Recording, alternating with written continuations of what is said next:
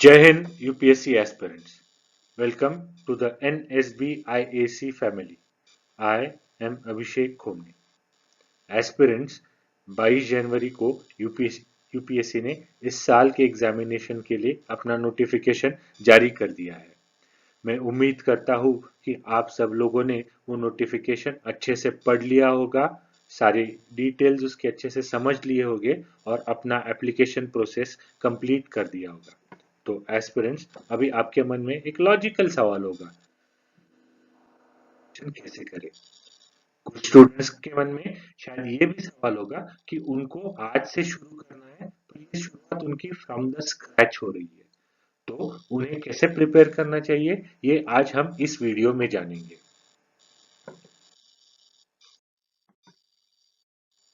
Aspirants, अगर आप देखें तो हम जो बच्चे इस एग्जाम के लिए प्रिपेयर कर रहे हैं, उनका प्रिपरेशन स्टेटस अगर हम जानने की कोशिश करें तो हमें चार टाइप्स के एस्पिरेंट्स अभी आप हमारे बीच पा सकते हैं।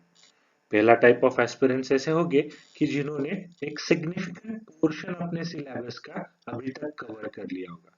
शायद उन्होंने एक सही समय पे जुलाई अगस्त के महीने में अपना प्रिपरेशन स्टार्ट किया होगा और आज तक उन्होंने कंसिस्टेंटली काफी बड़े अमाउंट में अपना प्रिपरेशन कंप्लीट कर लिया होगा। ऐसे एस्पिरेंट्स को अपना प्रिपरेशन कंटिन्यू करना चाहिए। अभी सवाल उठता है वो बाकी तीन बचे टाइप्स ऑफ एस्पिरेंट्स के बारे में। तो ये वीडियो ऐसे तीन बाकी एस्पिरेंट्स के लिए हम रेकमेंड करते हैं। एस्पिरेंट्स ऐसे कुछ स्टूडेंट्स होंगे जिन्होंने स्टार्ट तो किया होगा, पर किसी ना किसी कारण उनकी कंसिस्टेंसी नहीं रही होगी। पढ़ाई में अभी उन्होंने सेटिस्फैक्टरली सिलेबस कवर नहीं किया होगा। तो ऐसे एस्पिरेंट्स को भी ये वीडियो गौर से सुनना चाहिए।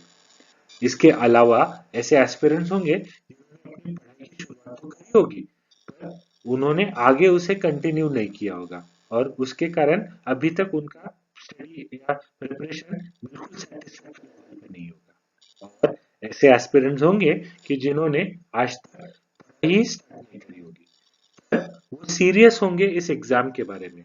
उन्हें आज से शुरू करके 25 मई को एग्जाम सक्सेसफुली क्लियर करना है।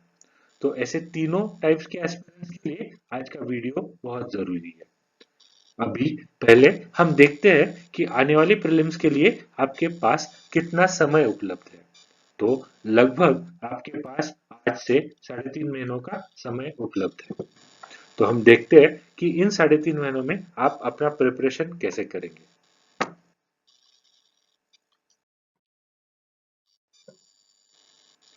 एस्पिरेंट्स, आपके मन में कुछ सवाल होंगे, जैसे अगर मैं आज से शुरू करता हूँ तो can I clear this prelims if I start today. अगर हाँ, तो ये प्रीलिम्स क्लियर करने के लिए मेरा प्लान क्या होना चाहिए, मेरे प्रिपरेशन की स्ट्रेटेजी क्या होनी चाहिए, उसका अप्रोच क्या होना चाहिए। और एक सवाल होगा कि मुझे कितना टाइम डिवोट करना चाहिए आने वाले एग्जाम को। अगर मुझे सक्सेसफुली क्लियर करना है तो दिन का या महीने का मुझे कितना टाइम प्रिपरेशन के लिए डिवोट करना चाहिए, ये भी आज हम जानेंगे। तो अगर फ्रेंड्स मैं आपको बोल दूं तो if you are starting your preparations today, you can certainly clear this examination. Friends, 3.5 months is a quite long duration of time. इस समय में अगर आप सही तरीके से पढ़ाई करोगे तो आपका प्रिपरेशन 100% अच्छे से होगा और आप ये एग्जाम क्लियर कर सकते हो। तो पहली बात है, ये आपके मन में ठान लीजिए कि आज से शुरुआत करके भी आने वाले एग्जाम को आप सक्सेसफुली क्लियर कर सकते हो। और अगर आपको ये सक्सेसफुली क्लियर करना है तो आपको जितना हो सके उतना टाइम प्रिपरेशन के ओर डिवोट करना ही होगा।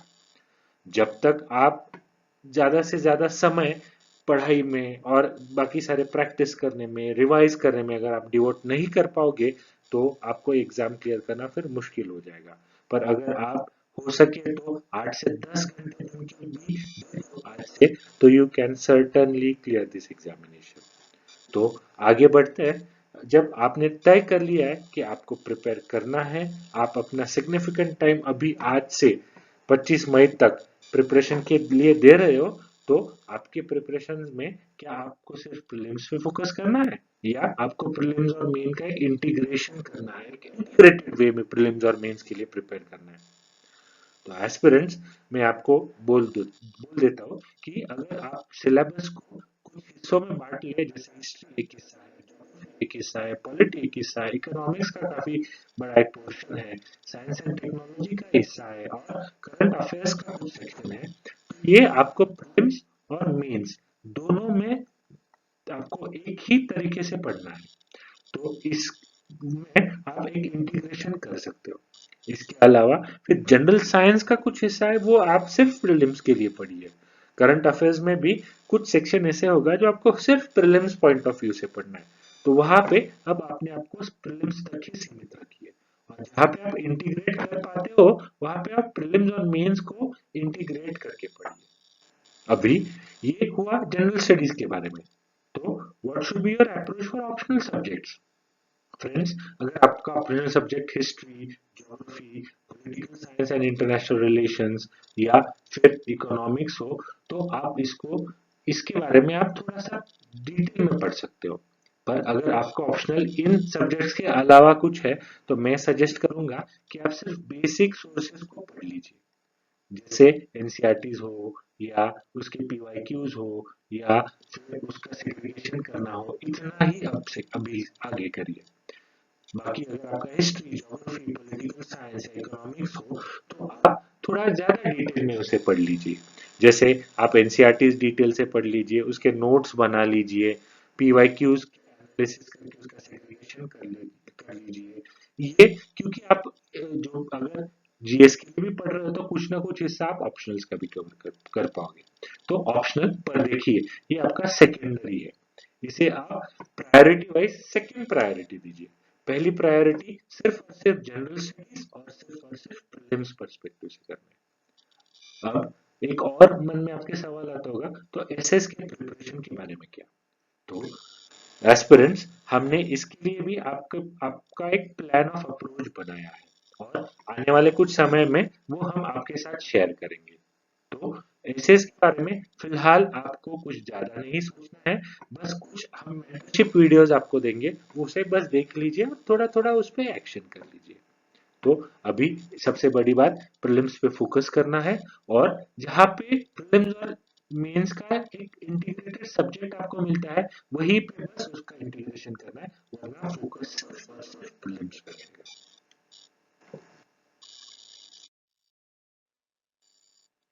Aspirants, now when you have decided that you are going to prepare for this examination, what is important that you should now know what should be your approach. आपका approach क्या होना चाहिए अब से आगे पढ़ाई करने के लिए?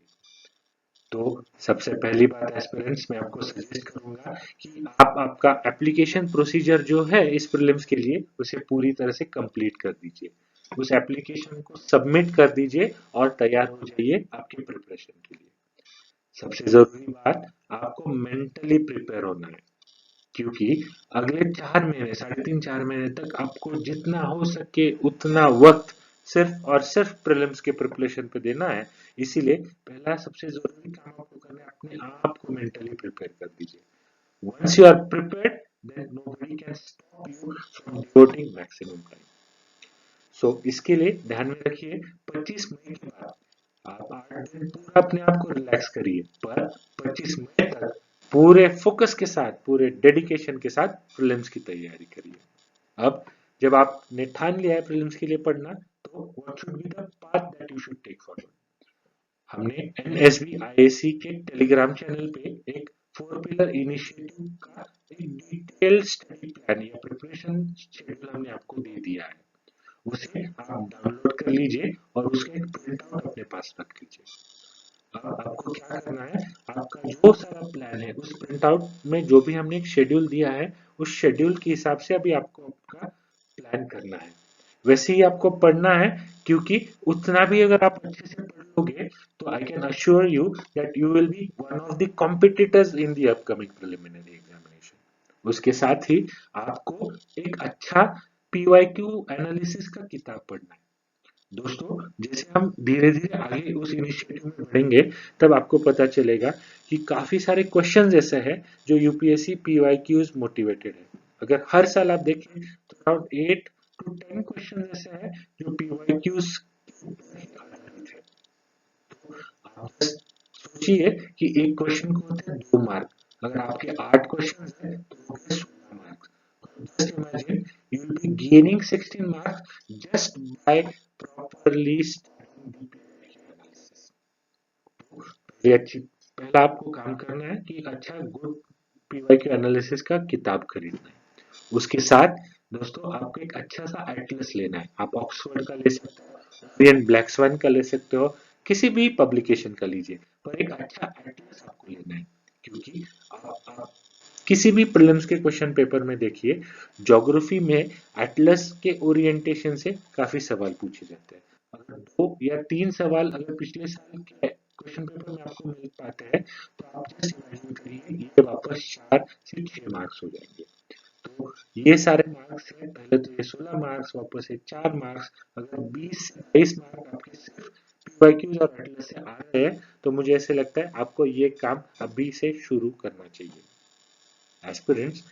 और एक बड़ी बात है जो आपको मन में ठान लेनी है, ये 4 pillar initiative day to day और वीक टू वीक बेसिस पे चलने वाला है। तो हम जो आपको टारगेट्स देंगे उसे आपको डेली बेसिस पे कवर करना है। हमने ये शेड्यूल डिजाइन करते वक्त इस बात का ख्याल रखा है कि जो भी हम कह रहे हैं वो एक दिन में 6 से 7 घंटे पढ़ने वाला इंसान भी अच्छे से इम्प्लीमेंट कर पाएगा। तो इसीलिए आपको किसी भी चीज को पोस्टपोन नहीं करना है, आज के टारगेट्स आज ही कवर करने हैं। और अगर नहीं किए तो आपका सारा काम पाइल अप होते जाएगा, एक ऐसे pile pile pile pile pile up होते जाएगा और एक समय के बाद आपको फिर उसे मैनेज करना ऑलमोस्ट इम्पॉसिबल हो जाएगा। इसलिए मैं आपको एडवाइस करता हूँ कि 4 पिलर इनिशिएटिव को डे टू बेसिस पर फोकस करिए, उसे कंप्लीट करिए और जितना हो सके उतना उसमें रिवीजन करिए। तो इनिशिएटिव में आप पाओगे सबसे पहला पिलर जो है वो है ओरिएंटेशन। दोस्तों, जब आप यूपीएससी के लिए पढ़ रहे हो तो सबसे जरूरी बात है कि आपको यूपीएससी आप में क्या ढूंढ रहा है, what is UPSC looking forward into the candidates, जानना जरूरी है। यूपीएससी ने इससे पहले किस तरह के क्वेश्चंस पूछे हैं, उसको किस तरह से फ्रेम किया है, कौन से टॉपिक्स में वो रिपीटेडली गए, ये सब जानने के बाद ही आप आपके अगले स्टेजेस के लिए प्लान कर सकते हो। इसीलिए हमारा जो पहला स्टेज है 27 जनवरी से लेके 31 जनवरी तक वो है ओरिएंटेशन। तो इस फेज को आप काफी सीरियसली पढ़ लीजिए और उसको अपने एक पीवाईक्यू एनालिसिस बुक के साथ उसे कंबाइन कर लीजिए। हाँ, एक बार जब आपका ओरिएंटेशन ठीक से हो जाए तो फिर आपको आगे के फेज में जाना है जिसे हम कहते हैं स्टडी एंड प्रैक्टिस। अब शेड्यूल में हमने सारे सब्जेक्ट्स के लिए कुछ ना कुछ टाइम डिवोट किया है, तो उस हिसाब से आपको सारे सब्जेक्ट्स को पढ़ना है और डे टू डे बेसिस पे उसकी प्रैक्टिस करनी है, ताकि हम जब पढ़ेंगे तो हम सिर्फ और सिर्फ प्रीलिम्स पर्सपेक्टिव से या उस सब्जेक्ट में जो मोस्ट इंपॉर्टेंट टॉपिक्स है जिससे आप प्रीलिम्स में क्वेश्चन फ्रेम कर पाएगी यूपीएससी, और करंट अफेयर्स से रिलेटेड होंगे और मोस्ट इंपॉर्टेंट करंट अफेयर्स, ऐसे ही टॉपिक्स पे हमें फोकस करना है। मेंटरशिप वीडियोस के जरिए हम ये सारे टॉपिक्स आप तक पहुंचाएंगे। तो इस स्टेज में आपको पढ़ना है सारे सब्जेक्ट्स का और उसकी प्रैक्टिस करनी है, जो डे टू डे बेसिस पे 10 एमसीक्यूज हम आपको टेलीग्राम चैनल पे देंगे और इसका एक detail discussion video YouTube channel पे आएगा। तो इस फेज में सबसे लंबा 4 पिलर इनिशिएटिव फेज में ये सेकेंड फेज ये रहने वाला है। अब जब आपका अच्छे से ओरिएंटेशन है, आपने अच्छे से स्टडी और प्रैक्टिस कर लिया है, तो लॉजिकली आपका तीसरा स्टेप होना चाहिए, आपको एक अच्छा रिहर्सल करना है और उस रिहर्सल में जो आउटपुट आता है उसके ऊपर आपको इम्प्रोवाइजेशन करना है। अब रिहर्सल मतलब क्या, हम आपको 5 फुल लेंथ टेस्ट देंगे, तो उस फुल लेंथ टेस्ट को मई के महीने में आपको सॉल्व करना है। एक अभी हमने शेड्यूल इशू कर दिया है, अगर आप उसे गौर से देखेंगे तो हमने उसे इस तरह से फ्रेम किया है कि आप 1 2 3 4 5 जब टेस्ट देंगे तो आपका छठा टेस्ट आपका एग्जामिनेशन ही होगा डायरेक्टली। तो ये आपका एक मोमेंटम बिल्ड करेगा ताकि एग्जामिनेशन में आपको सही से अप्रोच भी है, कंटेंट भी है और आपका इम्प्लीमेंटेशन अच्छा हो जाए।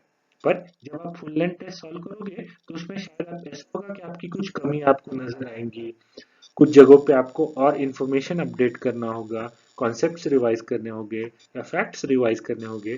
तो ये जब आप कुछ चीजें आपको समझ में आएगी तो उसके उसके ऊपर काम करना मतलब इम्प्रोवाइजेशन। इसीलिए इस फेज का नाम हमने रिहर्सल एंड इम्प्रोवाइजेशन रखा है। अब जब आपका पहला ओरिएंटेशन अच्छे से है, आपने पढ़ाई अच्छे से करी है, आपने उसकी फुल लेंथ टेस्ट में प्रैक्टिस रिहर्सल अच्छे से करी है, उसके ऊपर इम्प्रोवाइजेशन किया है, तो आप अब पूरी तरह से तैयार है आपके फोर्थ फेज के लिए, जिसे हम कहते हैं इम्प्लीमेंटेशन। तो ये इम्प्लीमेंटेशन होगा आपके 25 मई को, जब आप एक्चुअल एग्जाम में जाएंगे उसे हम कहते हैं इम्प्लीमेंटेशन। अब आप पूरी तरह से तैयार हैं क्योंकि आपने एक डेडिकेटेड फोकस प्रिपरेशन किया है इस दिन के लिए। तो आपको जो भी अपने एफर्ट्स अगले 3.5 महीने में 4 महीने में देने हैं उसे सक्सेसफुली इम्प्लीमेंट करना है 25 मई को।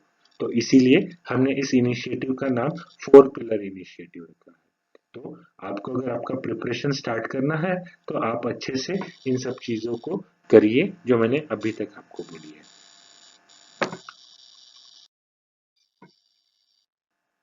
दोस्तों, अब जब आपको पता है कि आपको प्रिपेयर करना है, आपको एक कॉन्फिडेंस है कि आप एग्जाम क्लियर कर सकते हो, तो अभी सबसे बड़ी बात आती है आपका इम्प्लीमेंटेशन। जब आप ये सब प्लान को, प्रिपरेशन को शुरुआत करेंगे तो हो सकता है कि आप कभी ट्रैक से डीरेल हो जाए। तो how to keep your self, your preparation on a track, ये सबसे जरूरी बात अभी हम डिस्कस कर लेते हैं। दोस्तों, प्रिपरेशन में और स्पेशली यूपीएससी जैसे एग्जाम के प्रिपरेशन में सबसे जरूरी चीज मुझे लगता है आपका इनर मोटिवेशन। आपको ये एग्जाम क्यों देना है, आपको एग्जाम क्यों क्रैक करना है, ये आपका इनर मोटिवेशन ही आपको आगे लेके जाएगा। तो सबसे जरूरी बात, जब आपने ठान लिया है तो आपका मोटिवेशन ही आपको एक ट्रैक पर रखेगा। तो ये आपके हाथ में है। पर सिर्फ मोटिवेशन होना, प्लान होना जरूरी नहीं, सेल्फ डिसिप्लिन होना चाहिए। क्योंकि प्लान है, अप्रोच है, स्ट्रेटेजी है, पर डिसिप्लिन नहीं है तो उसका कुछ काम नहीं। इसीलिए सेल्फ डिसिप्लिन, सेल्फ मतलब आपको अपने आप को डिसिप्लिन रखना है। इसके साथ ही अब जब आप पढ़ाई करोगे तो जाहिर सी बात है कुछ आपको दिक्कतें आएगी, कुछ समस्याएं आएंगी। तो हम आपके साथ इन 3.5 से 4 महीनों में हम आपके साथ ही पढ़ाई करेंगे। आपको हमारे टेलीग्राम और यूट्यूब चैनल पे ऐसे सारी एक्टिविटीज मिलेंगी जो आपके प्रिपरेशन को एक सही रास्ते पे रखेगी, आपका प्रिपरेशन कंसोलिडेट करेगी और आपको सही से गाइड करेगी आने वाले एग्जाम के लिए। हर एक फेज में हम आपको गाइड करेंगे। तो इसीलिए आप एनएसबी आईएसी के इन सारे प्लेटफॉर्म्स पे ट्यून रहिए और अपने प्रिपरेशन को कंटिन्यू करके रखिए।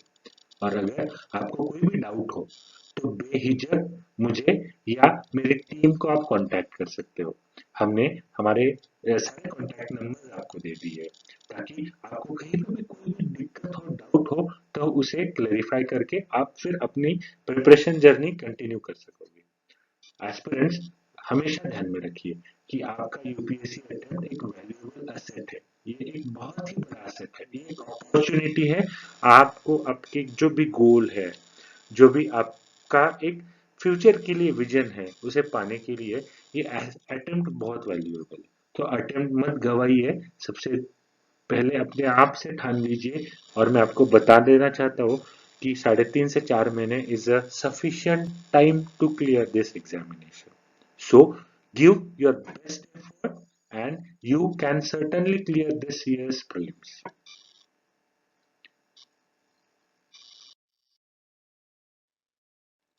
फाइनली मैं आपको ये बात बोल, इसी के सारे प्लेटफॉर्म से जुड़े रहिएगा और अपने प्रिपरेशंस में आपको कोई भी सहायता हो चाहिए होगी तो हमें कांटेक्ट करिए। Thank you.